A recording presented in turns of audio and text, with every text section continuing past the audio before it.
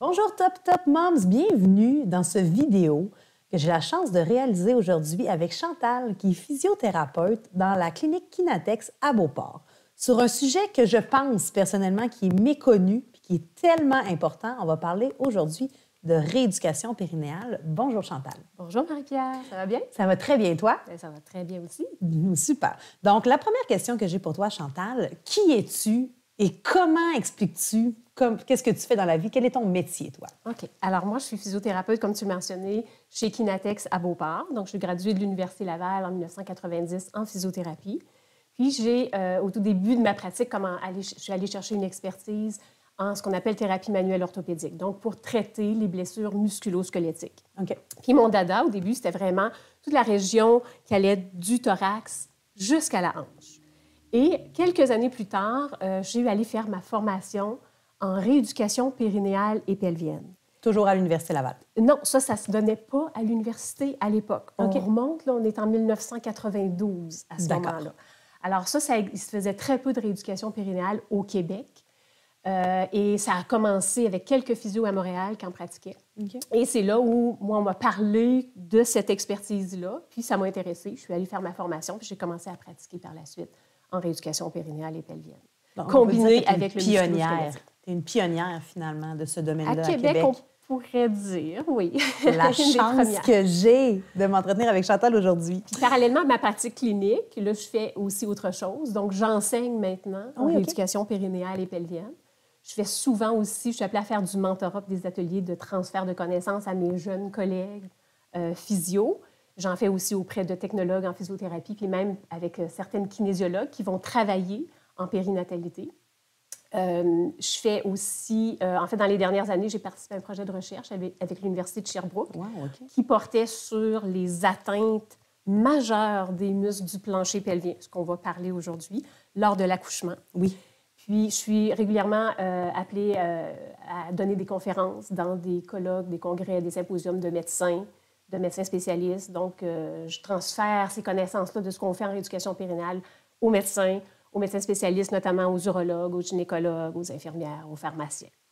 Donc, là, je dois dire que j'ai 2 minutes. Non seulement une pionnière, mais une passionnée. Tout à fait. Je pense que je pourrais t'écouter parler de ce sujet-là toute la journée. J'adore ça, c'est cette passion-là que tu transmets dans tes yeux. Je pourrais en parler pendant des heures aussi. J'imagine qu'il y a beaucoup de choses à dire sur le sujet. Oui. Donc, en fait, en premier lieu, là, pour vrai, moi, j'ai accouché en 2010 de mon garçon.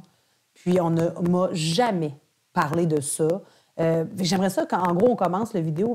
Qu'est-ce que c'est la rééducation périnéale et pelvienne en physiothérapie exactement? Alors, la rééducation périnéale et pelvienne, c'est une approche de traitement ou même de prévention, en fait, qui est reconnue par la communauté médicale. Il y a énormément, depuis des années, de la recherche qui se fait à ce niveau-là, puis ça a été prouvé au niveau de son efficacité pour la prévention, le traitement des dysfonctions des muscles du plancher pelvien. Donc, idéalement, c'est même avant l'accouchement qu'on aurait des exercices ou des manipulations à faire. Tout à fait. On n'est pas juste en mode traitement, mais on est aussi en mode prévention. De plus en plus en mode prévention. J'imagine qu'il n'est jamais trop tard non plus pour commencer, là, parce que si tu ne l'as pas encore fait, il est toujours temps d'aller voir Chantal. Parce que la rééducation périnéale et pelvienne, ça s'adresse à tous. Tout le monde a un plancher pelvien. Bien oui. Les hommes, les femmes, les enfants, que ce soit des individus binaires, non binaires, des personnes transgenres qui sont en transition hormonale, qui ont eu une chirurgie de réassignation de genre. Tout individu peut avoir une dysfonction au niveau de son plancher pelvien qui présenter des problématiques. Puis nous, on traite tout individu, quel qu'il soit. Bien oui, mais c'est vraiment avec cette problématique. Fait que ça ne touche pas que les mamans, mais tout individu, peu importe son âge, peu importe son genre, son sexe. Puis toi, comment t'en es arrivée à vouloir te spécialiser? Parce que tu parlais que tu avais comme de l'abdomen jusqu'à la cuisse, tu as dit tantôt, je pense, jusqu'à la hanche, excuse-moi. Puis comment t'en es venue à vouloir te spécialiser dans ce domaine-là? Parce qu'il n'y avait pas beaucoup de gens qui le faisaient à l'époque? Ou comment ça... Bien, je vais te raconter ma petite histoire personnelle. J'adorerais ça. On a toutes nos petites histoires, puis nos motivations qui nous ont amenés vers cette approche-là. Puis c'est une question que je me fais poser quasiment tous les jours. Tu sais. Bien oui. Comment ça, tu es devenue physiothérapeute en périnéale? En fait, tout a commencé quand j'avais 15 ans. OK. Donc, j'avais donné mon nom pour être bénévole au Jeux du Québec qui avait lieu dans ma municipalité. Oui. On m'avait attitré au physiothérapeute qui couvrait la gymnastique. Wow, puis là, ça a commencé là. Je dis, OK, ça, c'est ce que je veux faire, moi, plus tard. Je vais être physiothérapeute en sportif. Je suis rentrée à l'université, mon choix n'a jamais changé. À l'université, comme bon nombre de mes camarades de classe, tout le monde voulait, ou la majorité voulait s'en aller en faire de la physiothérapie sportive. Ah oui, c'est comme...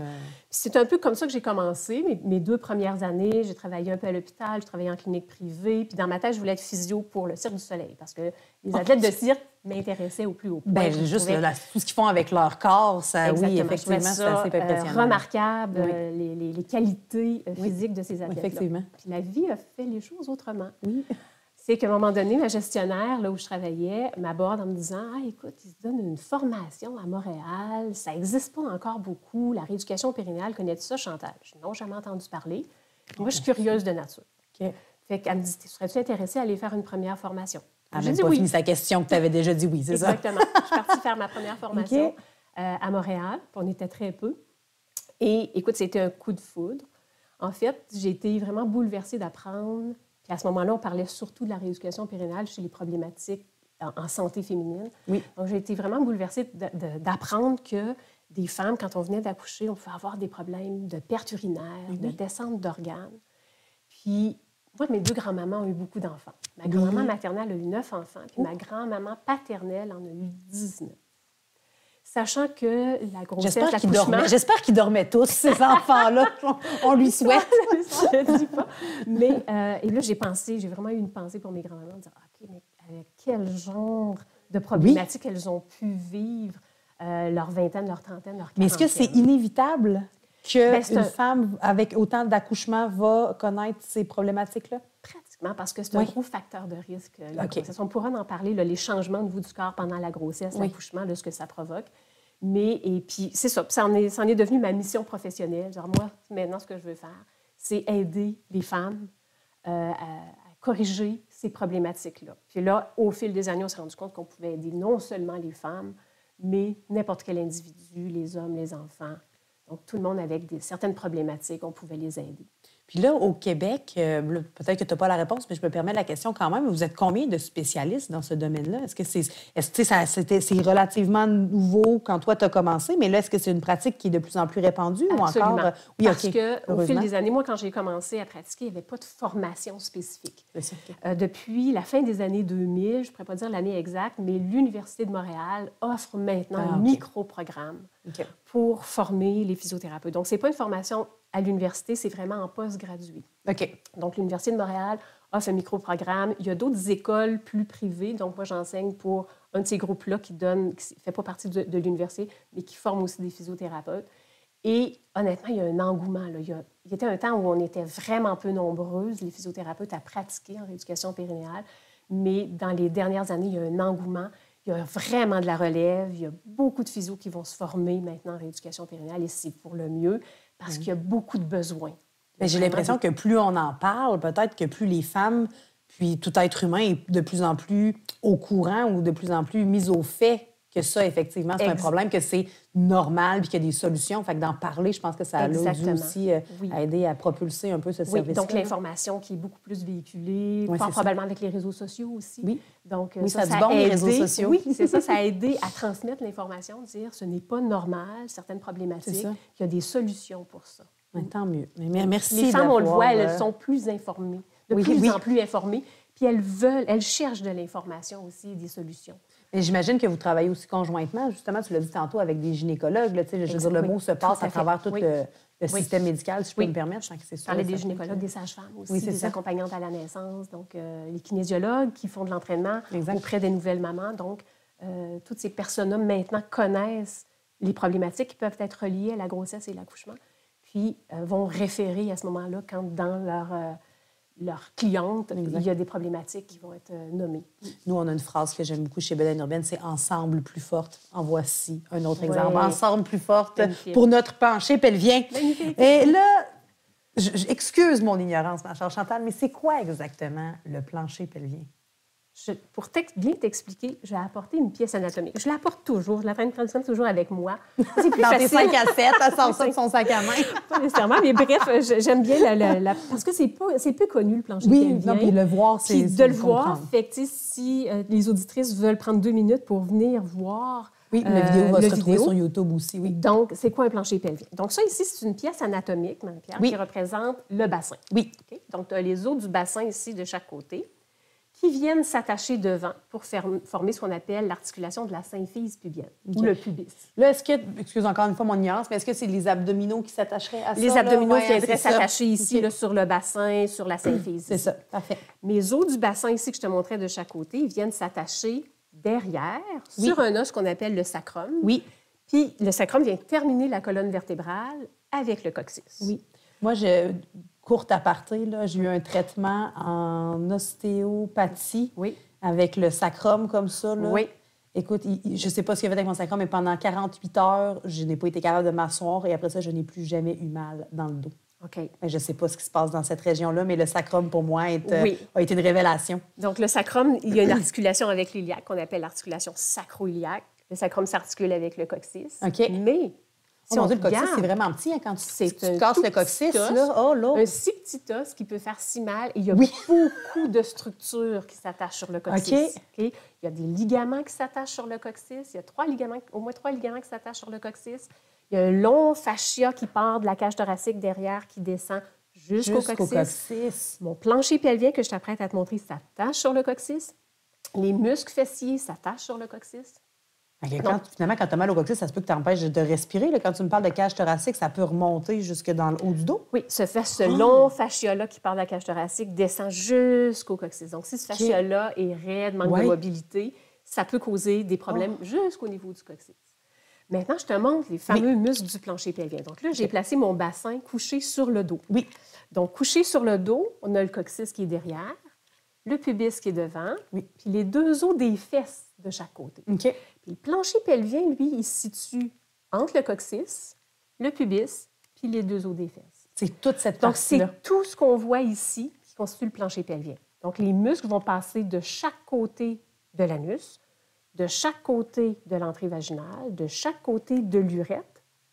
Ils vont venir s'attacher jusqu'à l'os pubien. Okay. Donc, c'est pour ça qu'il s'appelle le plancher pelvien, parce qu'il fait vraiment le fond du bassin. Ouais, le plancher du bassin. Au niveau du bassin. C'est la même chose chez l'homme? Oui, tout à fait. Il y a cette même musculature à quelques différences près, mais cette même musculature-là existe chez l'homme aussi.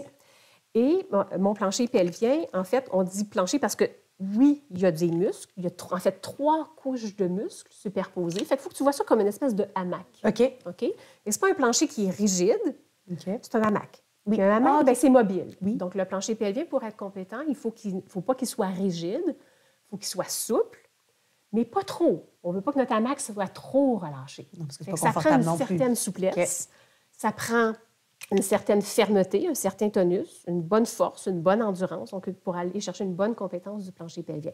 À travers cette musculature-là, il y a des vaisseaux sanguins, il y a des nerfs, il y a des ligaments, il y a des fascias. C'est vraiment un ensemble de structures qui forment le plancher pelvien. Puis là, ce que je te montrais ici, ce sont les muscles du plancher pelvien. Puis là, on va y revenir sûrement tantôt, mais trop raide comme trop souple, c'est pas mieux. Puis j'imagine que c'est des problématiques qui sont différentes. Tout à fait. C'est ça. Okay. Donc, on veut vraiment un équilibre au niveau du plancher pelvien. OK. C'est vraiment un muscle comme je vais faire des biceps. Là. C'est vraiment un muscle qu'on peut contracter, qu'on peut relâcher, sur lequel on a le contrôle. Il est un peu différent du biceps parce que c'est pas très facile. Ça fait pas bouger d'articulation. Le plancher pelvien va bouger, va monter, va descendre quand il va contracter, relâcher. Il ne fait pas nécessairement bouger d'articulation. Mais ses fonctions, par exemple, des fonctions vraiment importantes. Donc, si on parle, il sert à quoi le plancher pelvien? Mais vas-y donc. Alors, tout d'abord, il y a un rôle au niveau de la continence. Oui. Donc, la retenue des urines, la retenue des selles aussi. Il y a aussi un rôle au niveau de l'évacuation. Quand on se retient, on va contracter. Oui. Mais quand on doit uriner ou vider les selles, il faut être capable de relâcher. Donc, si j'ai un problème de tension ou de rigidité, ça se peut que ce soit l'évacuation qui soit plus problématique. Donc, les fameux exercices de Kegel, là, c'est vraiment ça qu'on vient travailler, en fait. Là. Oui, mais dépendamment de la problématique, ce ne sera pas les mêmes exercices qu'on va enseigner. Non, parce que s'il est déjà raide, tu ne veux pas le raidir encore plus. Exactement. Tu veux l'assouplir. Tout à fait. Exactement. Je m'en viens, Chantal, parce que je suis quand même. Je ne savais pas c'était quoi, mais je m'en viens bien. Dans ces autres fonctions, excuse-moi, Marie-Pierre, on a parlé de la continence, l'évacuation, mais c'est aussi le plancher. Donc, il va servir à supporter les organes pelviens. Ah ben oui. Donc, supporter la vessie, supporter l'urètre, l'utérus, le rectum. OK. Donc, il est vraiment important pour prévenir les fameuses descentes d'organes que tu parlais tantôt. Sa troisième fonction, il y a un rôle important au niveau de la fonction sexuelle. Donc, OK. chez la femme, un orgasme, ce sont des contractions rythmiques, spontanées des muscles du plancher pelvien. OK. Au niveau de la fonction sexuelle, il faut que mes muscles soient souples pour permettre la pénétration sexuelle. Oui. S'ils sont rigides, s'ils sont tendus, ça peut causer des douleurs. Oui. Chez l'homme, les muscles du plancher pelvien contribuent au maintien de l'érection. Ça sert aussi au niveau de l'éjaculation. OK. Là, j'imagine que c'est vraiment un traitement différent homme-femme, là, où c'est vraiment... Oui, c'est ça. Tout à fait. OK. Puis la quatrième fonction importante du plancher pelvien, compte tenu qu'il s'attache sur les os du bassin, il sert à tenir les os du bassin. Donc, il y a une importance au niveau de la stabilité du bassin. OK. Fait qu'imagine, tu vois, mon plancher pelvien, il s'insère, je te montrais, entre le pubis, le coccyx, les os des fesses. Fait que mon plancher pelvien, il est un petit peu comme ça à l'intérieur. Il fait une espèce de concave. Oui. OK? Fait que si mon plancher pelvien est trop relâché, mon bassin en dessous il est moins bien tenu au niveau des os des fesses. Donc, mon bassin va avoir tendance à s'ouvrir par en dessous. Puis un bassin trop ouvert, ça peut amener... Ça va changer la mécanique au niveau de la hanche. Ça va changer la mécanique au niveau du sacrum, de la région lombaire. Fait que là, tous les maux de dos, les... Tout à fait. Okay. Donc, il y a certains maux de dos qui sont en lien, ou même des problématiques de hanche qui sont en lien avec des problématiques au niveau du plancher pelvien. Puis à l'inverse, si j'ai un plancher pelvien qui est trop tonique, rigide, il vient fixer les os du bassin. Donc, il va empêcher les os de bien bouger. Donc, ça va créer des changements au niveau de la mécanique par rapport au sacrum, donc à la sacro-iliaque, encore là à la région lombaire, au niveau de la hanche. Et ça peut peut-être même amener comme, tu sais, les personnes âgées qui se cassent des hanches, ça peut être relié avec tout ça? C'est-à-dire que souvent, les fractures au niveau des personnes âgées, c'est plus relié aux chutes. Oui, c'est ça. Puis il y a plus d'ostéoporose et une faiblesse au niveau osseux. Ça, c'est différent. Mais on voit beaucoup de problématiques de hanches, bas du dos, sacro-iliaque, chez les gens en général, chez les sportifs, chez nos mamans qui font du sport en postnatal. Donc, il ne faut pas oublier que le plancher pelvien, c'est pas juste « Ah, j'ai pas de perte urinaire, j'ai pas de problème ». Si j'ai des problèmes de dos ou de bassin, de nerfs sciatiques ou de hanche, mon plancher pelvien peut être problématique dans... Il peut l'être, mais ça ne veut pas dire vaut la peine de vérifier, mais ça ne veut pas dire que c'est nécessairement ça. En fait, les plus récentes études chez la femme, 92 % des femmes qui présentent des douleurs lombaires ou sacro-iliaques présentaient des dysfonctions dans leur plancher pelvien. Tu as bien dit 92? 92 %. Donc, 71 % d'entre elles, c'était des tensions dans leur plancher pelvien. Fait que les études le démontrent. Des tensions? Oui. Moi, tu vois, un accouchement, j'aurais pensé que ça relâchait le plancher pelvien. Ça dépend du type d'accouchement? Je vais dire que c'est un mythe. C'est un mythe de penser qu'après tout accouchement par voie vaginale, que le plancher pelvien va être automatiquement relâché. Dans ma pratique, c'est pas ça que je vois. Il y a du choc, mais ça peut être aussi parce qu'il devient trop serré. Oui, il va s'être fait étirer à l'accouchement. Puis c'est un bon étirement. Là. Ça peut aller de 1,5 fois à presque 4 fois sa souplesse normale. Donc oui, c'est un étirement excessif. Mais des fois, le plancher pelvien, il se fait étirer puis il peut réagir comme un trauma. Une espèce de protection après. Okay. Oui, ça peut être un plancher pelvien qui est relâché après l'accouchement, si on le voit. Mais on voit aussi l'inverse, un plancher pelvien qui revient tendu ou qui va rester rigide. Il est comme étiré, mais il est rigide dans sa position d'étirement. Si je reprends ta grand-mère paternelle qui a eu quand même 19 enfants, est-ce que le plancher pelvien peut s'adapter à cette réalité d'accouchement-là? Est-ce qu'il peut, à un moment donné, dire c'est ma fonction? J'ai jamais eu l'occasion de l'évaluer puis d'en parler parce que c'était quand même pas mal tabou à l'époque. Mais j'ai jamais eu de cliente avec autant d'accouchements. J'en ai eu qui en ont eu 7, 8, 9. Puis c'est très, très variable. Il n'y a pas un cas pareil parce que chaque accouchement est différent. Puis est-ce que la personne, qu'est-ce qu'elle va avoir fait en postnatal comme exercice de récupération? Donc, Est-ce qu'il y a de la génétique là-dedans? La génétique peut jouer aussi parce qu'il y a des personnes, par exemple, qui ont de l'hyperlaxité au niveau de leurs ligaments ou de l'hypermobilité au niveau de leurs articulations. Souvent, c'est des personnes qui ont un type de collagène qui est plus élastique. Des fois, ça va faire en sorte que le plancher pelvien va être au départ plus élastique. Donc, s'il est plus élastique puis je viens l'étirer à l'accouchement, des fois, il peut rester un petit peu plus relâché que la majorité. Fait que oui, il y a une certaine génétique qui peut être présente. Pour nos mamans, ou en tout cas personnes qui écoutent le vidéo, chez Bedaine Urbaine, on a beaucoup de mamans quand même.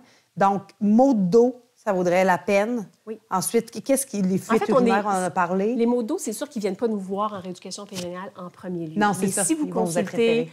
en physio musculo-squelettique ou en ostéo, en chiro, puis que la problématique ne se règle pas complètement, ou les traitements soulagent, mais les problèmes reviennent, surtout après une grossesse ou un accouchement, bien, ça vaut la peine de venir faire vérifier au niveau du plancher pelvien. Puis c'est là où souvent on va travailler en collaboration avec les autres professionnels pour adresser la partie plancher pelvien. C'est rarement juste une chose qui est problème. Dans un problème de mal de dos ou au niveau du bassin, c'est rarement une seule structure qui fait mal. Oui, c'est ça. Mais il faut regarder vraiment l'ensemble. Le portrait global.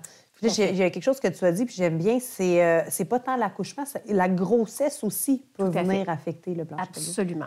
Okay. Donc, la grossesse, il y a beaucoup de changements qui se produisent au niveau du corps. Ils sont vraiment nombreux, ces changements-là. Oui.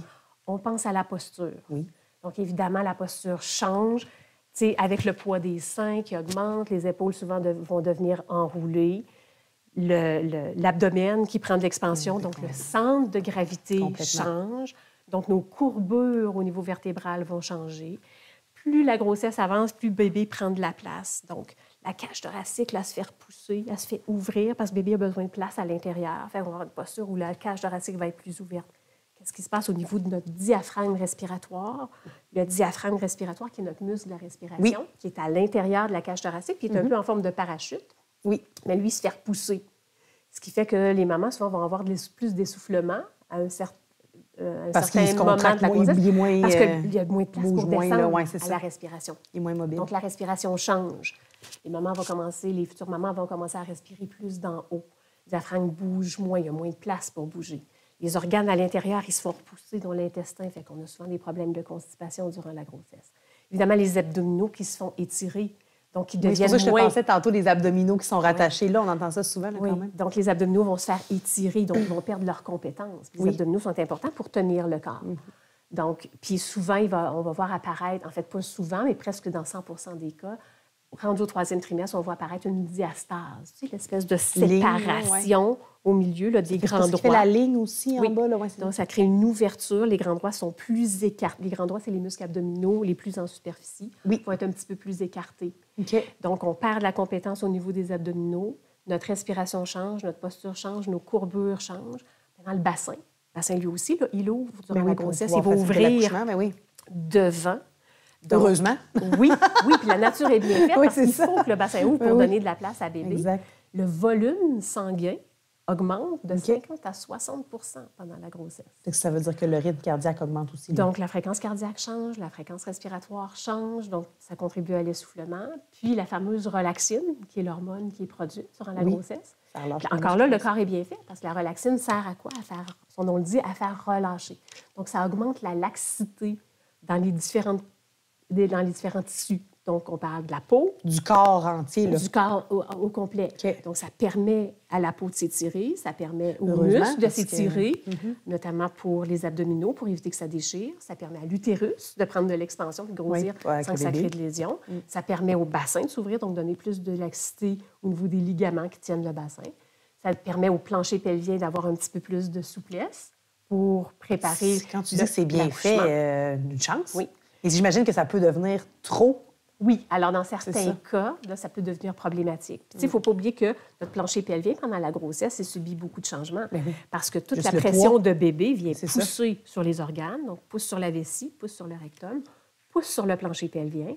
Donc, le plancher pelvien il peut avoir tendance à relâcher. Puis, dans certains cas, on voit l'inverse. Il va avoir une réaction pour contrer cette pression-là. Puis, on peut voir des planchers pelviens tendus durant la grossesse. Puis, ça veut dire que pendant la grossesse, ce serait déjà bien d'avoir un suivi, peut-être pas nécessairement, comme tu le disais, en rééducation périnéale en commençant, mais avec un professionnel de la santé, parce que j'imagine que, comme tout problème, la prévention est mieux que la guérison. Oui, tout à fait. C'est ça. Donc, de plus en plus, dans notre pratique en rééducation périnéale, on reçoit les mamans et consultent en prénatal pour déjà faire évaluer comment sont leurs abdominaux, comment est leur plancher pelvien, puis vraiment de les conseiller. En prénatal, c'est beaucoup de l'enseignement puis de l'éducation qu'on fait pour leur expliquer les changements que le corps subit durant la grossesse, comme je viens d'expliquer, comme je viens d'évoquer. Puis qu'est-ce qu'on peut faire pour, par exemple, prévenir une diastase trop excessive? Donc, comment on peut entraîner nos abdominaux pendant la grossesse? Parce qu'on sait qu'un muscle qui est entraîné va récupérer plus rapidement après. Puis il n'y a pas tous les exercices qui sont adéquats quand exactement. Ce n'est pas le temps de vraiment tonifier à fond les abdominaux. Non, on veut se garder une base dans cette nouvelle réalité d'étirement des muscles abdominaux. Puis prévenir une diastase trop importante. Pour le plancher pelvien, même chose. Donc, on va évaluer la personne. Puis là, on veut voir, est-ce que le plancher pelvien a plutôt une réaction à vouloir être tendu durant la grossesse ou être plus relâché. Puis c'est là où on va adapter les exercices en fonction de ce qu'on va retrouver à l'évaluation, puis on va recommander certains exercices. Souvent, on va voir les mamans en prénatal comme autour de la 18e, 20e semaine. C'était ma prochaine question. Tu as lu dans ma tête quand est-ce qu'on va là? Okay. Par prévention. Puis là, on va aussi encourager grandement l'activité physique. Oui. Parce que l'activité physique, en autant qu'on n'est pas en présence d'une grossesse à risque, oui, bien entendu. L'activité physique est super importante durant la grossesse pour justement maintenir une bonne musculature en général, aider les abdominaux, aider le plancher pelvien, aider les muscles fessiers. Les fessiers, il ne faut pas les oublier. Durant la grossesse, ils tombent en vacances à cause du changement de la posture. Okay. Donc, on veut garder une bonne... Le changement de la posture, ça fait que les muscles fessiers ne travaillent plus du tout. Beaucoup moins. Ils travaillent moins. Ils vont être moins sollicités à cause de la position du bassin qui est en bascule. Là, j'ai le goût de te dire que l'activité physique, Top Moms en forme, c'est idéalement un peu tout le temps. Oui. Particulièrement pendant la grossesse, mais bouger, c'est la santé. Oui, et les recommandations là-dessus, par les collèges d'obstétrique et gynécologique du Canada, des États-Unis et à l'international, c'est durant la grossesse, c'est 150 minutes d'activité physique par semaine. J'ai peur que tu me dises par jour. Non, il faut donc, 5 fois 30 minutes dans ta semaine. Okay. Activité physique légère à modérée. Il faut l'adapter, cette activité physique-là. Oui, bien, toujours. Là, c'est sûr. Fait que c'est pas... Il faut faire des choix judicieux pendant la grossesse, mais il faut bouger judicieusement, intelligemment, mais bouger. Parce qu'on sait que ça va être bon pour le corps, bon pour l'esprit, pour le moral. Ça prévient une prise de poids trop importante. Oui. Ça prévient le diabète gestationnel. Ça prévient la prééclampsie. C'est, j'allais dire, la prééclampsie, oui. Donc, ça a plein d'effets. Puis on sait que même pour les fameuses douleurs au bassin, plus la future maman est active, moins elle a de risque d'avoir des douleurs.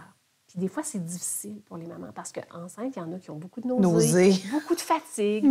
Si on a un aîné, exactement. On a moins deuxième, troisième possibilité grossesse. de se reposer. Fait que souvent, les mamans arrivent le soir, après leur journée de travail, ils sont fatigués, puis ils disent « Ah, il faudrait que j'aille faire un peu d'activité physique. » Des fois, c'est difficile. Mais simplement sortir marcher, ça peut être ça aussi, là. Exactement. Donc, j'allais dire, ça n'a pas besoin d'être quelque chose d'intensif ou de supervisé.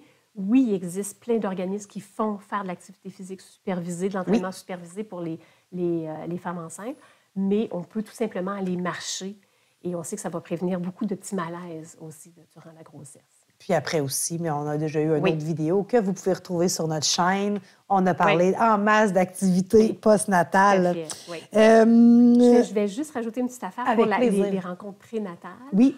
Donc, ce qu'on fait aussi, c'est là, rendu à la 34e, 35e semaine, là, souvent, on va revoir la future maman pour leur préparer le périnée puis le bassin à l'accouchement. Okay. Donc, finalement, tu as 2 rencontres. Prévention, information, 34, 35, là, après ça, on prévoit l'accouchement. Comment améliorer la condition physique pendant la grossesse. Okay. Donc, tout cet enseignement-là, comment travailler s'il y a un début de diastase, quoi faire avec le plancher pelvien. Puis encore là, le plancher pelvien, bien, si on l'a conscientisé avant l'accouchement, c'est parce qu'un muscle, on vient d'être étiré de façon excessive à l'accouchement. Si on n'a jamais conscientisé ce muscle-là, c'est franchement difficile, plus difficile de le travailler après. Alors que si on a déjà conscientisé notre plancher pelvien avant, même s'il a subi un bon étirement, puis des fois même une déchirure, c'est plus facile de reconnecter. Fait qu'à la 34e, 35e semaine, on revoit les mamans pour préparer la mobilité du bassin. Je te parlais, durant la grossesse, le bassin il va ouvrir devant. Oui. Mais à l'accouchement, quand bébé sort, il faut qu'il ouvre. Sur les côtés, mais Sur les côtés. Puis qu'est-ce qui empêche le bassin d'ouvrir? Bien, c'est mon plancher pelvien s'il est rigide. Donc, on va vraiment enseigner des exercices pour améliorer la mobilité au niveau du bassin, au niveau du sacrum, au niveau du coccyx, parce qu'on veut que ça ouvre derrière. On veut que ça ouvre au niveau des os des fesses. Okay. On va enseigner à comment bien assouplir le plancher pelvien pour prévenir les déchirures. On va enseigner puis là, aussi c'est parce qu'il est tendu qu'il déchire. Pas nécessairement Pas non plus. nécessairement. C'est sûr que s'il est tendu, ça ne donne pas de chance. Non. Parce que, tu sais, c'est notre fameuse trampoline. Hein. Oui, quand bébé va vouloir sortir, si ma trampoline est rigide, elle va avoir tendance à repousser bébé. Oh, OK. Ça peut même causer des accouchements plus compliqués. Plus difficiles. Oui. Puis, à un moment donné, bébé, on va vouloir qu'il sorte. Donc, souvent, il y a cette déchirure-là qui peut se produire. Puis, il y a différents degrés de déchirure. Mais des fois, il y a des déchirures vraiment importantes qui peuvent se rendre jusqu'à l'anus puis au rectum. Oui. Donc, on veut prévenir ça. Okay. Donc, mais il n'y a pas qu'un plancher rigide qui peut provoquer une déchirure. Parce qu'il faut être capable de le relâcher, le plancher pelvien. Oui, il peut être souple. Tu sois consciente mais si tu ne l'as pas conscientisé avant, puis que sans t'en rendre compte, tu le gardes contracté parce que tu as des contractions, tu as de la douleur. Tu fais ce que tu peux, finalement. Exactement. Donc, si tu n'as pas pratiqué à bien le relâcher, il a beau être souple, s'il est contracté, bien, ça va créer ça va devoir forcer davantage. Donc, si la maman est obligée de vraiment forcer fort, donc de pousser de façon excessive pour sortir bébé, bien, ça peut aussi être en lien avec les déchirures. Mais quand les accouchements sont plus difficiles, puis que le médecin doit utiliser la ventouse ou les forceps, c'est sûr que ça aussi, c'est un facteur de risque pour les déchirures, ou des fois, ils vont même couper pour faire ce qu'on appelle une épisiotomie pour réussir, avec la ventouse ou avec les forceps, d'aller chercher le bébé. Donc, il y a vraiment différents facteurs à l'accouchement là, qui peuvent créer un trauma plus important au niveau du plancher pelvien. Moi, c'est drôle parce qu'à mon accouchement, je vais m'en souvenir toute ma vie, en fait. Je n'ai pas eu le temps d'avoir de péridurale. Je suis complètement déboussolée. Rien ne va plus. Je pense que je vais mourir. Puis, je me souviens vraiment, je ne sais pas ce que je faisais. Je faisais juste crier, probablement, parce que j'avais vraiment très mal. Puis là, à un moment donné, la gynécologue, la doctora Judith, parce que j'ai accouché au Mexique, elle enlève son masque. Puis là, je ne sais pas ce qu'elle a fait avec ses mains. Elle dit, c'est ici que je veux que tu pousses. Hein? Elle m'a comme conscientisé que c'était là. Puis là, je pense que j'ai poussé honnêtement 3 fois. Jacob Bobby était sorti, mais j'avais pas compris. J'en avais pris des cours prénataux pourtant, mais j'avais pas compris cette partie-là. Puis là, j'ai une question. Avec tout ce que tu m'expliques là, moi, je suis en train de travailler pour le ministère de la Santé. Je me dis, ça devrait pas être obligatoire, mais tu sais, on a des infirmières pour nous aider en postnatal. Est-ce que ce cursus-là de prévention du plancher pelvien pourrait pas faire partie du cursus normal de tu tombes enceinte, tu vas avoir un suivi? Ta question est tellement pertinente. Merci, je vais te donner un exemple. En France, ça fait plus de 40 ans que toutes les femmes qui accouchent ont droit à 10 séances de traitement en rééducation périnéale et couverts par leur régime. Couverts par leur sécurité sociale. OK. Alors que nous, ici, actuellement, ce n'est pas offert au public, ce n'est pas remboursé ou payé par la RAMQ. Mais un petit peu avant les fêtes, donc fin 2022, il y a eu une bonne avancée qui a été faite.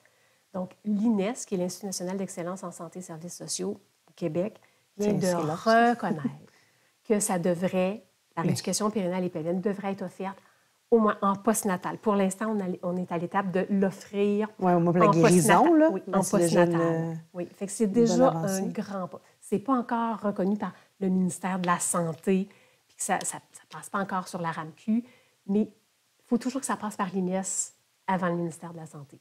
Fait que là, on a le pas de fait. Puis l'INES, eux, ils n'ont pas encore compris le dicton « mieux vaut prévenir que guérir ». Fait que là, ils vont continuer à guérir, puis un jour, on va se réveiller, puis on va dire on aurait dû donc prévenir au lieu de guérir. Oui. Une chance qu'on a des pionnières comme Chantal qui travaillent dans ce sens-là. Merci d'être là pour notre santé pelvienne. Ça fait tellement plaisir.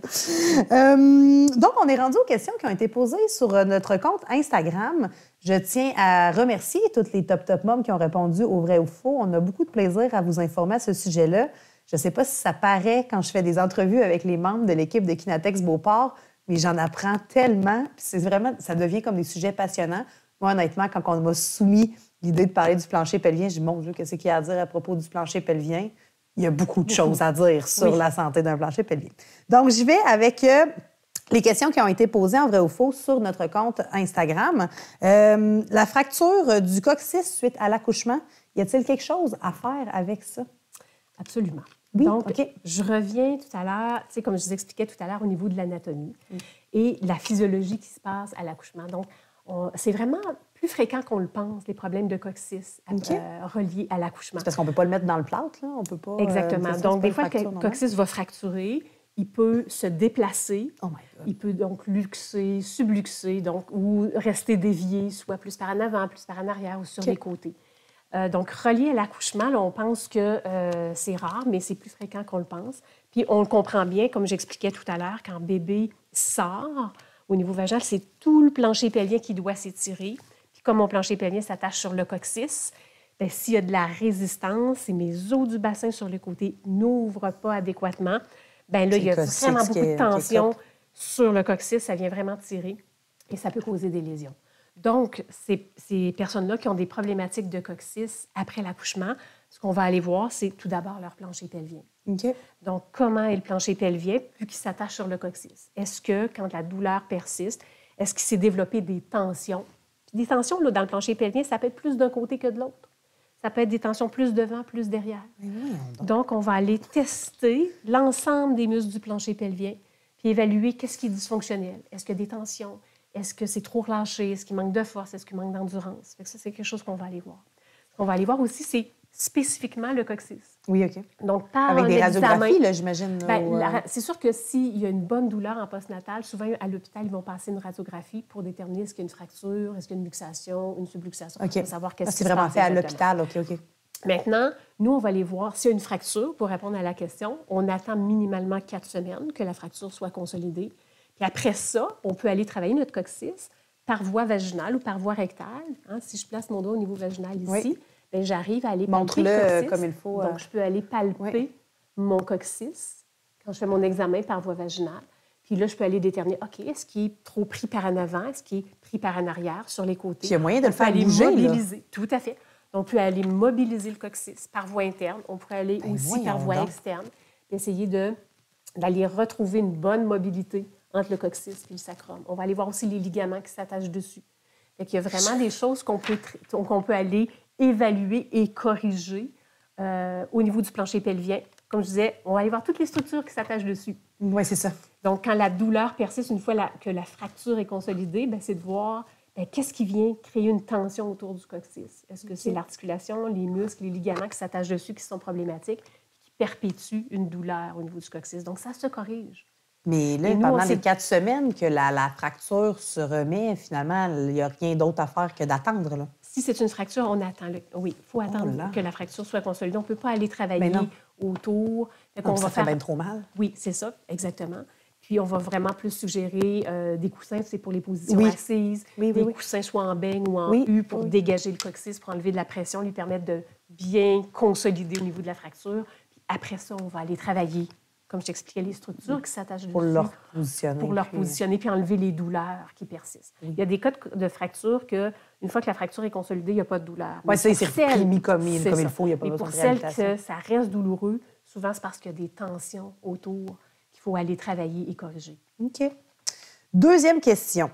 Pour une coureuse et 20 semaines en postnatal, quels exercices devrais-je privilégier? Alors, quand on parle de course, donc de sport d'impact, il y a une chose qu'il faut savoir, c'est qu'il n'y a aucune évidence scientifique actuellement qui a réussi à déterminer avec exactitude à quel moment la nouvelle maman peut reprendre la course sans risque après un accouchement. Il n'y a pas de recette miracle au niveau des exercices. En fait, il n'y a pas un corps. En fait, chaque corps est différent, chaque grossesse est différente, chaque accouchement est différent. Justement, la course pendant la grossesse, mythe ou réalité que ça peut vraiment tout bousiller ton plancher pelvien? Absolument, c'est un mythe. C'est un mythe? Il y a beaucoup de... C'est sûr qu'on ne commence pas la course quand on tombe enceinte, évidemment, mais si on était coureuse, on voit des mamans, des futures mamans qui vont continuer de courir pendant la grossesse et tant qu'elles sont confortables, il n'y a pas de problème. Même chose pour l'équitation? Je vais juste compléter pour la course. Quand je dis confortable, confortable au niveau de l'abdomen, confortable au niveau du plancher pelvien, que ça ne crée pas de douleur au niveau du bas du dos, du bassin, des hanches, des genoux, et que ça ne cause pas de perte urinaire non plus. OK? Donc ça, c'est vraiment important. En même temps. Parce que là, le problème, c'est si la femme qui est enceinte court, puis qu'elle a des pertes urinaires, puis qu'elle continue de courir. Oui, bien là, c'est... Parce que quand il y a des pertes urinaires, ça traduit qu'il y a un problème, là. Ça veut dire que le plancher pelvien ne travaille pas bien. Puis ce qu'on lui demande, c'est trop pour ce qu'il est capable de faire.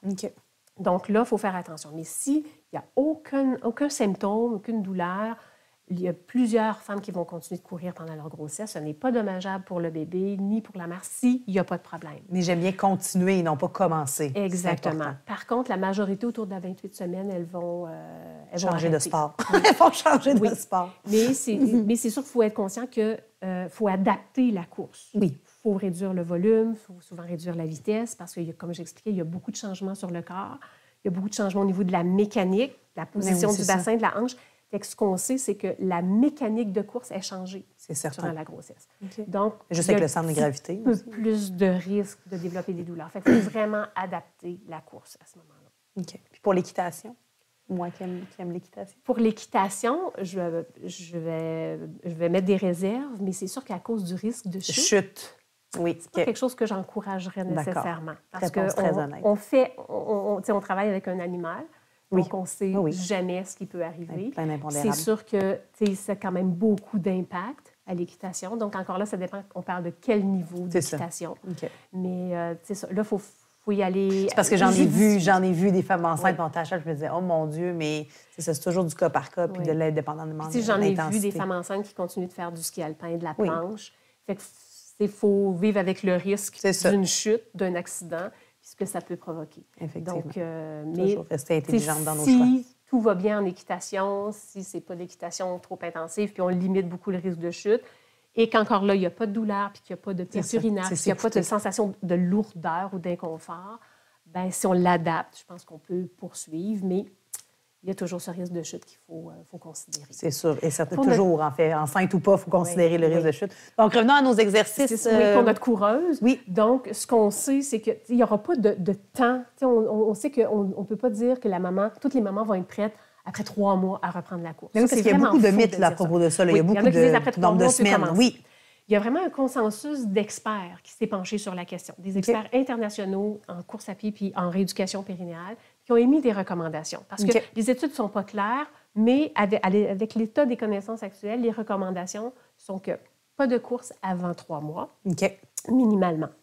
Maintenant, ce qui va être recommandé, c'est particulièrement pour nos coureuses, mais pour toutes les mamans en général, c'est une rééducation intensive du plancher pelvien, des abdominaux, de la posture, de la respiration, donc tout ce qui a été perturbé avec la grossesse, de faire une rééducation intensive en postnatal pour toutes les mamans, sportives ou non. Après 3 mois toujours, là? Non, rapidement après l'accouchement. OK. Mais pas de course avant 3 mois. Parfait, OK. Puis rendu à 3 mois, bien là, ça dépend. Ça dépend où on est rendu au niveau de la rééducation du plancher pelvien, des abdominaux, puis de l'ensemble des muscles qui sont sollicités en course à pied ou dans n'importe quel sport d'impact. Okay? Donc, que ce soit du crossfit, des sports avec des sauts, donc tout ce qui vient mettre beaucoup de pression sur le plancher pelvien. Okay. Comme je disais, il n'y a pas une situation pareille, il n'y a pas une maman pareille. Non, bien, c'est ça. Donc, il n'y a pas un plancher pareil après. Est-ce qu'on a un plancher pelvien qui a été étiré mais qui n'a pas déchiré ou est-ce qu'on est en présence d'une maman qui a eu une déchirure grade 4 à son accouchement? La récupération. Ça, j'imagine qu'on ne veut pas ça, une déchirure grade 4. Ah non, c'est ça. Mais quand il y en a, la récupération est différente. C'est sûr. Ça va être beaucoup plus que 3 mois. C'est pas toutes les mamans qui vont pouvoir reprendre à 3 mois après l'accouchement.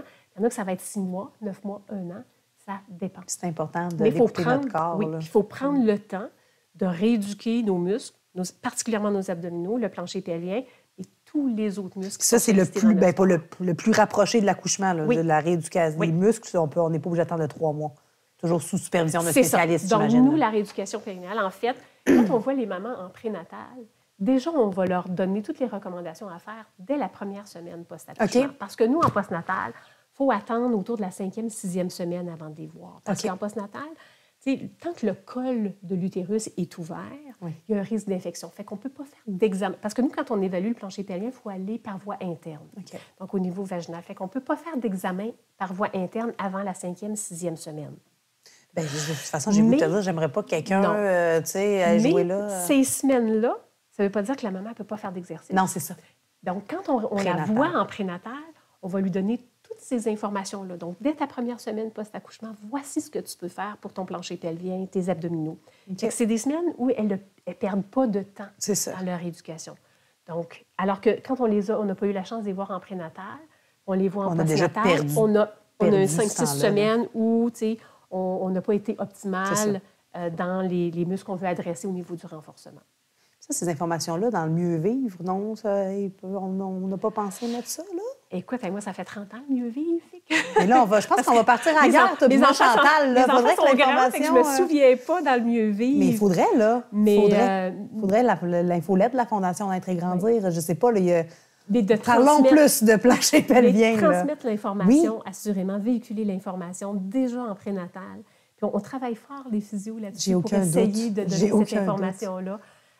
Puis comme je te disais, on le voit, là, on en a plus qui viennent en prénatal.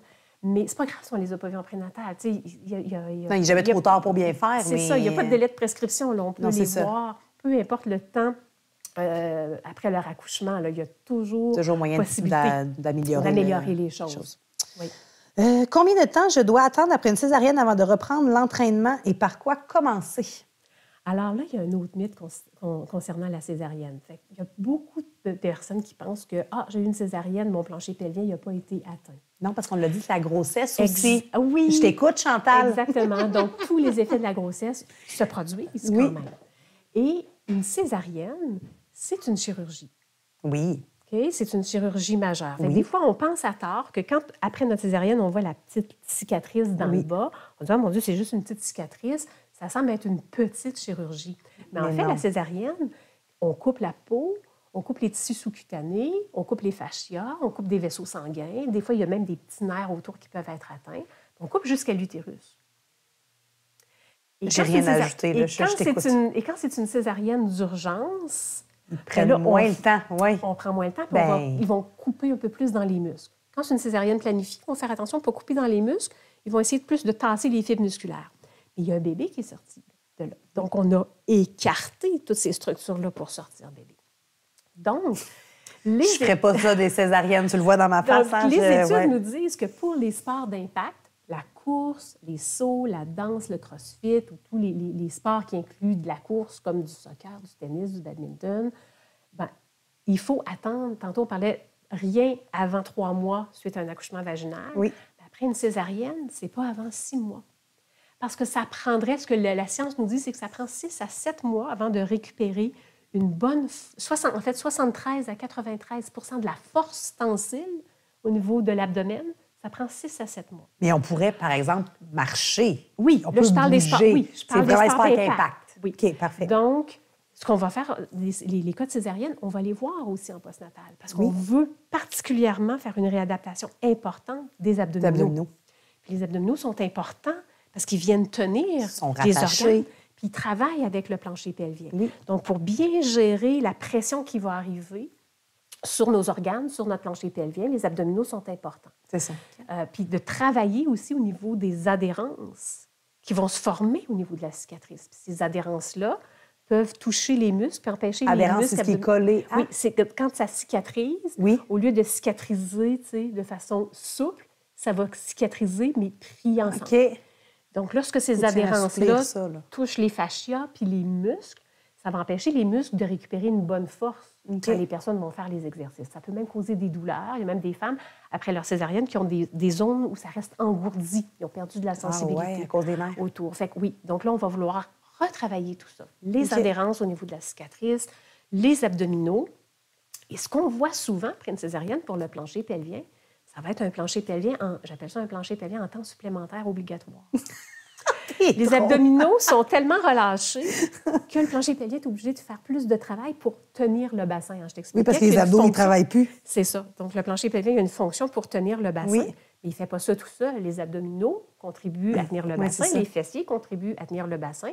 Mais s'il y en a on a les fesses en congé, on n'a plus d'abdos, c'est tout le plancher pelvien qui travaille. Devient hypertonique. Et ce qu'on voit, c'est que les problématiques d'incontinence urinaire, les pertes involontaires d'urine, bien, on en voit souvent en postnatal après un accouchement par voie vaginale. Puis après la césarienne, on pense qu'il n'y aura pas de problème d'incontinence urinaire. C'est faux. C'est à peine 8 % de moins de problématiques d'incontinence urinaire suite à une césarienne qu'après un accouchement vaginal. Fait que, oui, ça protège le plancher pelvien d'une certaine façon, une césarienne, mais ça cause d'autres problèmes. C'est ça. Oui, c'est ça exactement, notre réalité, en fait. Oui, puis souvent, la diastase va être un petit peu plus marquée suite à une césarienne, justement, de par l'incision au niveau des abdominaux. Donc, pour répondre à la question, bien, par quoi commencer? Bien, un rendez-vous chez Kinatex Beauport, c'est par là que tu commences. Chez Kinatex ou une physiothérapeute qui a cette expertise en rééducation périnéale et pelvienne pour aller faire évaluer, autant au niveau du plancher pelvien, le bassin, les abdominaux, la posture, la respiration, considérer toute la personne, tout le corps de la personne, puis voir... Ses antécédents aussi, ses antécédents, où tu commences, as-tu déjà fait de exactement. l'activité physique? Voilà. Et vraiment de la guider, de la conseiller avec quels exercices on va débuter. Donc, il n'y a pas de recette miracle. Je ne peux pas dire faites tel exercice, commencez avec telle chose si vous avez un accouchement par voie vaginale ou une césarienne. C'est que le portrait de ce qu'on va retrouver à l'évaluation est tellement individualisé, est tellement individuel à chaque personne. Il faut prendre le temps d'évaluer la personne pour bien la guider, la conseiller, avec quels exercices commencer et comment on va progresser pour que la personne puisse éventuellement reprendre ses activités physiques et sportives. C'est drôle parce que ça me fait faire un parallèle avec le sommeil, tu sais.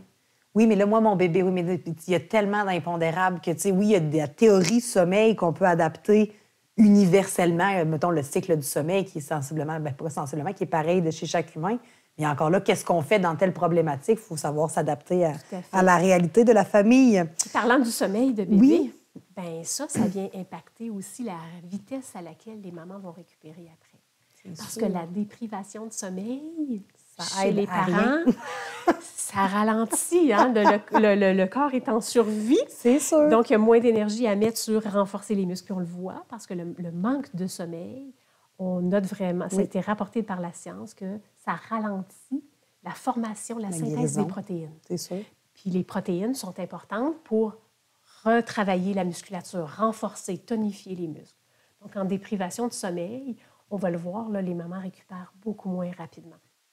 Vous verrez aussi. Donc, pour un athlète aussi, là, finalement, tu es en train de me dire que quelqu'un qui s'entraîne à haut niveau, l'hygiène de sommeil fait partie du combo, là, l'alimentation, l'entraînement. Puis Et le sommeil, ça, c'est connu au niveau sportif. Le sommeil fait partie de la récupération chez les athlètes de haut niveau. Voilà, c'est dit, le sommeil, c'est important. Et ton plancher pelvien aussi. Autre question, comment sexuel en postnatal est lié au périnée ou à autre chose? Bien, ça, je suis tellement contente de cette question-là. Bien, ça me fait vraiment plaisir, Chantal, de te l'offrir comme ça, sur un plateau d'argent. Parce que ça, c'est vraiment tabou. C'est très tabou, les douleurs lors des relations sexuelles. Puis on sait qu'en postnatal, la première année post-accouchement, c'est 64 des femmes qui vont présenter des douleurs lors des relations sexuelles. Qui ne le diront pas. Puis qui n'en parleront pas nécessairement, puis qui se disent, bon, peut-être qu'il n'y a rien à faire, je viens d'accoucher, ça doit être normal. Ce n'est pas normal, puis il y a des choses à faire. Donc, 64 c'est ce que la science nous rapporte. C'est plus qu'une femme sur deux? Oui, tout à fait. Donc, il y a différents facteurs qui peuvent causer les douleurs en postnatal pour les relations sexuelles. Tout d'abord, s'il y a eu une déchirure, donc la cicatrice, ou une épisiotomie. Donc, cette cicatrice-là, elle aussi, comme pour la césarienne, peut se former des adhérences. Puis là, la cicatrice peut être raide. Puis j'ai besoin que, au niveau du périnée, ça soit souple pour permettre une pénétration sexuelle sans douleur. Donc ça, c'est des choses qui se travaillent. Assouplir une cicatrice en postnatal. Comme la cicatrice de césarienne, on va vouloir la travailler, l'assouplir. Celle au niveau du périnée, c'est vraiment important. Puis quand la déchirure, ça n'a pas déchiré qu'au niveau de la peau, mais que ça a déchiré au niveau des muscles du plancher pelvien, bien, s'il reste des adhérences dans les muscles, bien, les muscles vont avoir de la difficulté à regagner de la force aussi. Parce que les adhérences empêchent une bonne contraction musculaire. Maintenant, on a dit tout à l'heure aussi que... Donc ça peut être un facteur qui peut expliquer les douleurs. On a parlé aussi qu'en postnatal, c'est un mythe que tous les planchers pelviens sont relâchés et flasques. Oui, il y en a des plus rigides. Planchers pelviens qui peuvent être rigides. Donc, une rigidité ou des tensions musculaires peuvent causer des douleurs au postnatal. Maintenant, en postnatal, au niveau hormonal, si on allaite, donc notre cycle menstruel ne recommence pas tout de suite. Pour une grande majorité, sauf exception. Oui, c'est ça. Pourquoi? Parce que les ovaires ne commencent pas à produire les hormones sexuelles, la progestérone puis l'estrogène. Puis l'estrogène, c'est une hormone qui contribue à la souplesse, à l'élasticité, à l'hydratation vaginale. Donc, ce qu'on voit souvent postnatal, c'est de la sécheresse vaginale. Oh, OK. Donc, mais il y a des solutions pour ça. Utiliser un bon lubrifiant va aider. Puis là, si on parle lubrifiant, je vais faire juste une petite parenthèse parce que ça, c'est vraiment important. Lubrifiant? Non? En fait, il y a toutes sortes de qualités de lubrifiants. Il y a toutes sortes de lubrifiants. Puis les lubrifiants à base d'eau, quand il y a de la sécheresse, le lubrifiant va avoir tendance à se faire absorber rapidement par la muqueuse vaginale. C'est tellement sec. Ah oui, il y a comme besoin de s'hydrater avec le lubrifiant. C'est pas nécessairement le meilleur lubrifiant à utiliser, un lubrifiant à base d'eau. Ben voyons donc, OK. Donc, il y a des lubrifiants à base de silicone, puis il y a des lubrifiants à base d'huile. OK. Donc, on va beaucoup recommander les lubrifiants à base de silicone parce que ça va moins se faire absorber rapidement, ça va moins sécher rapidement lors des relations sexuelles. Okay. Puis, la texture est vraiment intéressante. C'est très soyeux. Comme je disais, ça plus sèche que ça pas. avec de l'huile, là. Non, l'huile va devenir intéressant aussi. OK. Je vais l'expliquer juste après, les avantages et les inconvénients. Mon Dieu, on se croirait dans un podcast d'Eros et compagnie. Mais c'est important d'en parler. C'est très important et très intéressant, j'adore ça. C'est vraiment important d'en parler parce que c'est une réalité que les femmes vivent. Effectivement. Puis que je trouve qu'on n'en parle pas assez. Non, c'est comme des sujets tabous. Hein. Tout à fait. Fait que si on a la chance d'en parler puis de dédramatiser tout ça, puis d'aider les femmes, je pense que ça vaut la peine. Donc, les lubrifiants à base d'eau ne sont pas mauvais, mais ce n'est pas les meilleurs. Bien, pour cette situation-là, oui. Puis il y a du haut de gamme, puis il y a du bas de gamme. C'est important de choisir un lubrifiant que le pH est compatible avec la muqueuse vaginale, que l'osmolarité est compatible, puis qu'il n'y ait pas de produits chimiques. Tu en testes plusieurs, là, j'imagine. Donc, on sait, il y a on connaît les marques, les meilleures marques, en fait, de lubrifiants. Mais regardez dans la liste d'ingrédients, puis si vous voyez comme ingrédient du parabène ou du propylène glycol, évitez ça. Évidemment, quelque chose qui est sans parfum. Ça, c'est primordial. Et as-tu, toi, mettons, dans ton cabinet, des marques? Oui, OK, c'est ça que tu recommandes? Oui, qu'on va recommander davantage. Oui. Même chose pour les lubrifiants à base de silicone. Ce n'est pas tous les lubrifiants à base de silicone qui vont être compatibles avec la muqueuse vaginale. Il faut bien choisir son lubrifiant. Et j'aurais pas pensé qu'il y avait un monde du lubrifiant de même. Oui, ça, c'est important. Parce qu'il y en a qui vont dire hey, « moi, je ne mets pas de lubrifiant, ça me chauffe. » Oui, mais c'est parce que c'est pas compatible. C'est ça. Fait que si tu n'as pas une bonne qualité de lubrifiant, mais ça se peut que ça ne t'aide pas nécessairement. Et on a les lubrifiants à base d'huile. Il y a des compagnies qui font des lubrifiants à base d'huile. Puis souvent, ça va être des huiles naturelles, mais de l'huile de coco, de l'huile d'olive, de l'huile de pépins de raisin, de l'huile d'émeu, de l'huile d'amande douce. En autant que ce sont des huiles pures, naturelles, ça peut être utilisé. Il y a des avantages des huiles. C'est que ça tâche. Puis il y a une odeur. Il y a l'odeur. Oui, il y a les odeurs. L'huile d'olive. C'est que ça tâche aussi. Oui, quand ça va sur le tissu. Oui, ça fait des rondes d'huile. Il faut savoir que ça ne s'utilise pas avec le latex. Donc, si le moyen de contraception utilisé est un condom, n'utilisez pas de lubrifiant à base d'huile. Votre condom va déchirer. OK. C'est noté? Donc, ça, je ne savais honnêtement pas. Là, c'est OK? Oui, c'est déjà arrivé à certaines personnes que... Puis, mettons, jase, là, que vous avez décidé de prendre de l'huile de noix de coco, peut-être en avoir comme 2 flasques différentes pour celle de la cuisine puis la chambre à coucher. Exactement. C'est idéalement, là, c'est moins gênant quand on se Puis l'huile de coco est intéressante parce qu'elle est vendue, elle est sous forme solide. Oui. Donc, quand on la prend, on la réchauffe, puis elle devient... Fait elle s'applique bien par rapport à l'huile d'amande, mais là... C'est très, très liquide. C'est ça. Finalement, il y en a partout. Exactement. Fait que c'est peut-être un petit peu plus désagréable. Donc, là, il faut que tu changes les draps. C'est un peu compliqué. Bon. Alors, si vous voulez du lubrifiant, appelez Chantal. Elle semble très on point sur le sujet.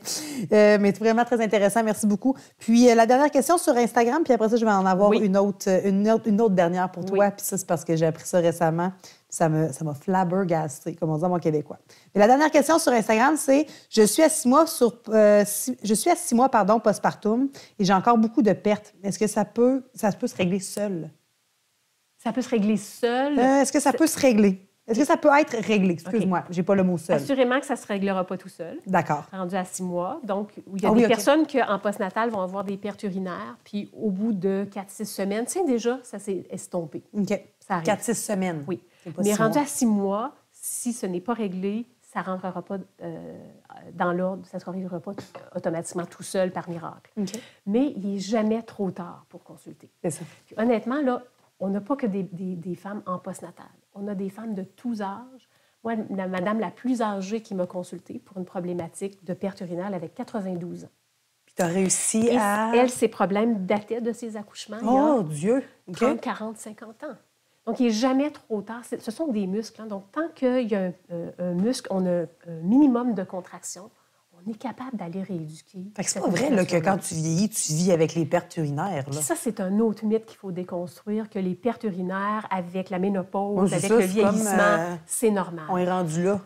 Une perte urinaire, que ce soit quelques gouttes à une quantité importante, bien, peu importe la quantité, peu importe la circonstance, peu importe l'âge, ce n'est jamais normal. Okay. C'est fréquent, oui, mais ce n'est jamais normal. Et je ne dis pas qu'à 92 ans, on va réussir à corriger complètement le problème, mais assurément qu'on va être capable de l'améliorer pour permettre une qualité de vie plus intéressante. C'est un certain confort, là, mais oui. Donc, il n'y a pas d'âge pour consulter. Okay. Même si vos problématiques, vous avez 50 ans, 60 ans, puis que vos problématiques datent de vos accouchements, il n'y a pas de délai de prescription pour consulter. Okay. On peut vraiment aider ces personnes-là. Et là, en espérant que tu sois encore là quand moi, je vais avoir 50, 60 ans. Oui, il y a de la relève. Oui, c'est ça, tu en formes d'autres. Oui, merci, Chantal, de penser à nous, Top Mom, qui vieillissons. Oui. Et là, quand on a parlé justement avec l'équipe Kinatex Beauport du plancher pelvien, bon, les Top Moms, moi, je savais que tu avec l'accouchement, etc. Mais là, on m'a parlé d'énurésie nocturne, oui. Que c'était aussi possible que ce soit relié à un trouble du plancher pelvien. Et là, je te laisse m'expliquer tout ça. Oui. Alors, l'énurésie nocturne, pour définir ce que c'est, ce sont les pipis au lit la nuit chez les enfants. Parce que je voulais avoir de l'air cultivé, tu comprends, Chantal? Donc, les pipis au lit la nuit. Puis ça touche 15 à 20 des enfants de 5 ans et plus. OK. Et l'énurésie parce qu'avant 5 ans, on trouve ça normal. Ouais, c'est ça. Donc, il y a une espèce de maturation au niveau neurologique, au niveau musculaire qui doit se faire. Okay.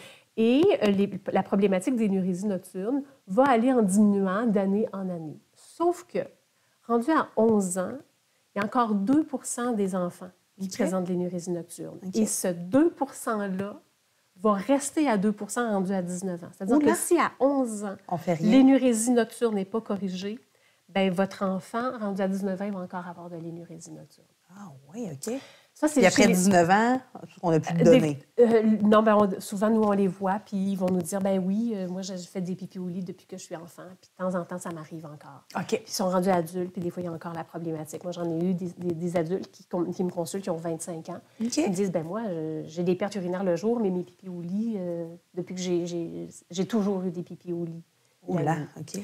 Donc, ça, c'est chez les enfants neurotypiques. OK. Mais les statistiques sont différentes si on prend les enfants avec un TDA, avec ou sans hyperactivité, ou les enfants avec un trouble du spectre de l'autisme. Donc là, les statistiques, ça monte entre 30 et 37 des enfants neuroatypiques qui vont avoir de l'énurésie nocturne. OK. Mais là, c'est-tu encore relié au plancher pelvien? Alors, je t'explique. Oui. Il y a différentes causes à l'énurésie nocturne, au pipi et au lit la nuit. La principale cause, c'est la constipation. Oui, OK. Alors, la constipation, souvent, ça va passer inaperçu auprès des parents. Parce que tant qu'on change les couches, tu sais, on va suivre, on s'en rend compte, la consistance des selles, puis s'ils font un caca tous les jours, parfait. Mais quand on arrête de changer les couches le jour, bien, on est moins au fait de l'évacuation des selles. Et c'est fréquent, la constipation chez les enfants. À cause de la pression? Donc, bien, il y a différentes causes à la constipation. Mais la constipation qui va causer l'énurésie, là, c'est le principal facteur. OK. Et quand on corrige la constipation, bien je pense que les statistiques, c'est 63 des enfants chez qui on corrige la constipation, on corrige l'énurésie. Wow, OK, quand même, ça vaut la peine. Et c'est là où la constipation, il peut y avoir vraiment une problématique au niveau du plancher pelvien et des abdominaux. Ce qu'on se rend compte, c'est que les enfants qui nous arrivent avec de l'énurésie, il manque beaucoup de contrôle postural. Oui. Donc, du contrôle. Donc, souvent, ils ont une posture très hyperlordosée, avec le bas du dos très creux. Oui. Leur cage thoracique est encore ouverte. Les abdominaux manquent de compétences. Donc, ils ont tout ça relié à la constipation? Il va avoir la diastase va être présente. Fait que là, on ne sait pas qu'est-ce qui est la poule, qu'est-ce qui est l'œuf. Ouais, okay. Est-ce que c'est la constipation qui fait qu'il y a une distension abdominale à cause de la constipation au niveau des intestins qui va causer ce déficit au niveau du contrôle postural ou c'est le contraire? Okay. Mais quand c'est le contraire, quand c'est le manque de contrôle postural, souvent, les parents vont nous dire « Ouais, c'est vrai, il n'a pas rampé beaucoup, il n'a pas fait son cas. » Donc ça, c'est phase de développement moteur. Autre vidéo intéressante disponible sur notre chaîne, le développement moteur. Non, mais on fait des liens, là. Et ce développement moteur-là, chez les petits, a un impact important sur le développement de la continence chez les enfants. Donc, l'entraînement à la propreté est très dépendant du développement du contrôle moteur. Donc, la position du diaphragme respiratoire, la compétence des abdominaux, la compétence du plancher pelvien. Parce que, tu sais, quand on met notre enfant propre, là, on n'y enseigne pas à contracter son plancher pelvien pour se retenir. Ça se fait automatiquement parce que le plancher pelvien, il y a une fonction réflexive. Okay. Puis cette fonction-là se développe avec la position debout. OK. Puis la compétence des abdominaux, qui est importante, elle se fait beaucoup avec le rampé quatre pattes. Donc, quand il y a des phases comme ça qui n'ont pas été, Cochées, respectées, c'est ça. Ouais. Donc, ça va avoir un impact sur le plancher pelvien. Parce que le plancher pelvien, avec l'enfant qui commence à se tenir debout puis à marcher, là, les organes descendent dans le bassin. Mais oui. Puis ça contribue au développement des courbures au niveau vertébral, à la position du sacrum derrière. Okay. Puis ça va stimuler le plancher pelvien à travailler pour contrer cette pression-là. C'est tellement intéressant. Mais si mes courbures sont inadéquates parce que mes abdominaux ne se sont pas bien développés puis que j'ai une posture plus en ouverture comme ça. On voit les enfants, ils ont souvent les petites fesses rebondies. Oui, là, puis l'abdomen un peu distendu. Oui. Et ça, il faut surveiller ça. Okay. Donc, surveiller est-ce qu'il y a un problème de constipation au-dessus ou de ça. Jusqu'à 5 ans. Puis, ou avant 5 ans. On peut même regarder avant. Okay. Commencer à surveiller ça. Parfait. Puis nous, en physio, c'est vraiment de cette façon-là qu'on va aborder la problématique. Okay. Puis c'est sûr que si je manque de compétences au niveau des abdominaux, mes abdominaux tiennent moins bien mon intestin, puis ça peut ralentir le transit intestinal puis contribuer à la constipation. Tout est dans Donc, on va regarder beaucoup de choses pour la constipation. Quelles sont les causes? Est-ce que c'est parce que l'enfant ne boit pas assez, l'alimentation? Est-ce qu'on a fait l'entraînement à la propreté trop tôt, trop rapidement? Okay. Donc, parce que l'entraînement à la propreté, c'est pas montrer à l'enfant à se retenir. Non. C'est lui montrer à ressentir, prendre conscience du signal, l'interpréter, dire hey, qu'est-ce que je sens dans mes fesses? Puis, je prends la décision de s'en aller sur le petit pot ou à la toilette. J'aime ça, cette différence-là, mais non, mais oui. Fait qu'il faut que l'enfant soit prêt, à comprendre ça. Donc, à ressentir, à interpréter, à prendre la décision de se rendre. Donc, lâcher le jeu qu'il est en train de faire pour dire, faut que j'aille à la salle de bain. À la toilette. Okay. Puis quand on les force trop, ça fait des enfants qui se retiennent. Oui. Puis là, ça crée d'autres problèmes de constipation. Exactement. Puis on sait que la constipation, ça pourrait être lié aussi à un épisode de douleur. Donc, si j'ai eu un premier épisode de constipation, puis c'était pas le plus jeune, puis c'était pas le fun, puis ça a fait mal. Puis des fois, on a des tout-petits. J'ai eu une toute petite de 18 mois récemment qui avait de la constipation sévère. La douleur, qu'est-ce que l'enfant va faire? Lui, il va adopter un comportement d'évitement. Bien, c'est certain. Ça fait mal, j'y vais pas. Ben j'y vais plus. Il associe la douleur à l'évacuation des selles. Fait que ça aussi, ça peut contribuer. Fait qu'il y a vraiment beaucoup, beaucoup de facteurs qui peuvent contribuer à la constipation. C'est d'analyser tout ça. Puis nous, au niveau physique, on va aller travailler tous ces muscles-là, donc tout le contrôle postural qui est souvent déficient chez ces enfants-là pour aider aussi à la constipation, mettre en place toutes sortes de stratégies au niveau de l'hydratation, de l'alimentation, mais j'imagine qu'il y a un nutritionniste aussi, à un moment donné, qui peut avoir embarqué là-dedans. Qui peut embarquer dans l'équipe pour aider à la gestion de ça. Et évidemment, la constipation, ça peut être un changement de routine. On voit ça oui, souvent. c'est très... L'école qui termine, on rentre au camp. Le stress. Le stress. Mais souvent, le changement de routine, l'entrée au camp, les toilettes sont pas à la même place, sont plus loin. Ou sont sales. J'ai pas le goût d'y aller. C'est ça. Même chose à l'école. Il y a beaucoup d'enfants qui ne veulent pas aller à l'école faire... évacuer des selles parce qu'il manque d'intimité. C'est gênant. C'est gênant. Des fois, ça peut être les moqueries des autres. Les odeurs, n'importe quoi. Le bruit, des fois accompagné d'un gaz. Oui. Fait que tous les moqueries s'il y en a un qui rit de toi, c'est terminé. Là. C'est ça. Donc, il y a des enfants qui vont se retenir beaucoup. Puis, tu sais, l'intestin, une envie de selle, là, le signal se fait sentir, tu peux te retenir.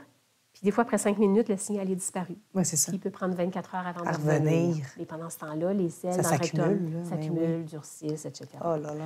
Donc, il y a beaucoup, tu sais, c'est sûr que nous, en rééducation, on aborde tout cet aspect-là. On adresse toutes les composantes qui peuvent être en lien avec la constipation, incluant tout ce qui est musculaire. Puis, si ce n'est pas la constipation, rapidement, ça peut être dû à quoi? Ça va être des problèmes de vessie aussi. En tout cas, souvent, le problème de vessie en tant que tel va être lié à la constipation parce que l'accumulation de sel dans le rectum, tu sais, le rectum et la vessie là, sont très proches.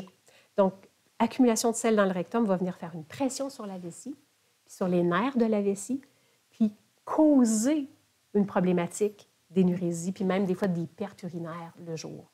Okay. Donc, ça vient perturber la fonction de la vessie. Okay. Donc, ça peut être la vessie qui nous apparaît problématique, mais la cause première peut être aussi c'est pas vrai qu'un enfant qui fait pipi au lit, c'est parce qu'il n'est pas capable de se retenir ou que c'est vraiment mécanique, là, en fait, j'ai goût de te dire. Il y a une grande partie mécanique. Fait que dans son sommeil, si le rectum vient faire une pression sur la vessie, puis que l'enfant il dort relativement profondément, bien, la vessie, elle a 2 choix. Ou bien faire un backup d'urine vers les reins, parce qu'elle se fait pousser dessus puis il n'y a plus de place. Ça ne doit pas être Ou vraiment bien bon, évacuer. ça non plus. Là. Puis le corps va choisir d'évacuer. Oui, c'est ça, OK, j'allais dire, parce que ça se peut comme pas que ça remonte. Bien, exactement. Ça peut-tu remonter? Ça pourrait, mécaniquement? mais on ne souhaite pas ça. Non, parce que ça peut causer des problèmes au niveau des reins. Bien oui, non, c'est ça. OK. Fait qu'on aime mieux nettoyer des draps, finalement. Exactement. Fait que la vessie va choisir de, OK, on vide, puis il ne va pas toujours envoyer un signal durant le sommeil. Il peut envoyer un signal, mais si l'enfant dort plus profondément, bien, ça ne va pas le réveiller. Souvent, il va se réveiller, mais le pipi est déjà fait. Incroyable. La troisième cause, donc on a parlé de la constipation, des problèmes de vessie hyperactive, mais souvent reliés à la constipation.